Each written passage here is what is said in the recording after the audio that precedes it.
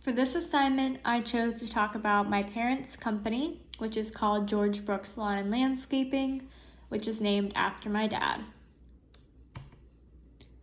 So I'm going to start by going over the issue at hand. So my name is Riley. I'm coming to you today to discuss some of the main issues that are reoccurring within this industry. Now, it is not only just lawn and landscaping in general, but a lot of the industries that have to do with labor outside of the office. So anything having to do with labor outside, in the heat, any of those type of industries. There can be many ups and downs and a lot of risk involved. One of the biggest issues in this particular industry is employment. So a little history behind the company. As you know, George Brooks Lawn and Landscaping is a small family-run business. It started back in 1996. George built the company from the ground up. It began with him doing the labor and his wife Becky, my mother, managing the accounting side of things. He hired an employee to help him with the labor as he began adding accounts to his portfolio. So for a very long time, it was just him. He was starting up the company, trying to build it to be a little bigger.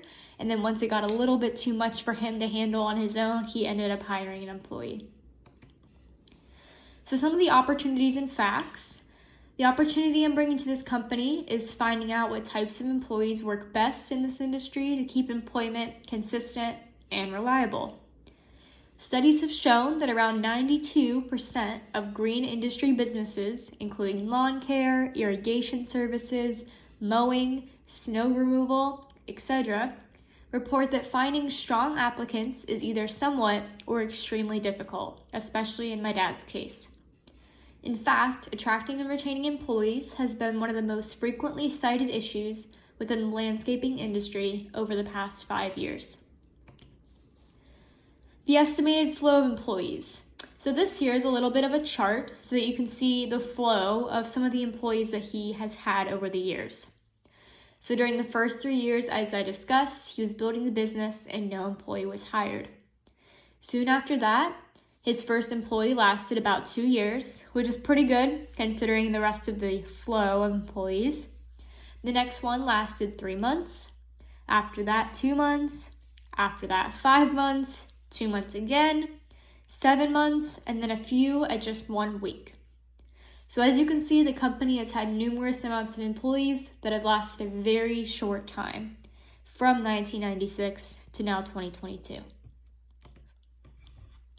Key factors to success and some of the issues that lied behind why the employees did not last. So looking at this particular company, one can see how often the turnover rate happens, which obviously is not a good thing. In many industries such as these, the intensive labor aspect of the job is not for everyone. As discussed, many of these individuals hired have had major issues that has caused them to be fired or get to the point where they leave themselves. Drug addiction, personal issues, inconsistency, reliability, not being able to deal with the heat of the summer, or the elements such as bees, rats, snakes, and dust, just to name a few. Those have been some of the main issues as why they haven't been able to be staying in employment with my parents. This business has had its fair share of employees, and the main key to success is finding out what type of employees work best to do the job effectively. So as you can see from this pictures here, we have some pills up top because a lot of it was drug addiction from some of the employees. There was a lot of excessive drinking. And with those two, there was also a lot of lying involved, whether it was, not coming into work and lying about why they weren't at work, why they weren't performing as they should, anything like that. So here's some of the alternative solutions. Always recruiting and using Indeed. Now, it doesn't have to be Indeed. It could also be LinkedIn, as we have discussed throughout this course. So even if you not need an actual employee or individual at the time, it keeps the people you currently have sharp. It keeps them on their toes. An example of this would be keeping a now hiring sign on the side of the truck at all times. When putting up the advertisement, put the qualifications higher than you may need. Most people apply for something they are not qualified for. So by doing so, you may end up getting exactly who you need. When you need the help, make it known. The advertising you portray has to be formatted in the way that you want to attract people. The more resources you have for the advertisement, the more employees will apply. Also, knowing the company's worth, then being able to pay the employees. Meaning, by following the rates around and knowing the true value of the company, it will then allow the individuals to have incentives to get paid more. A lot of times, especially in this particular company, there has not been any changes of rates, which means that the employees can't get paid as much as they probably deserve or would like to because of the fact that he's not charging more.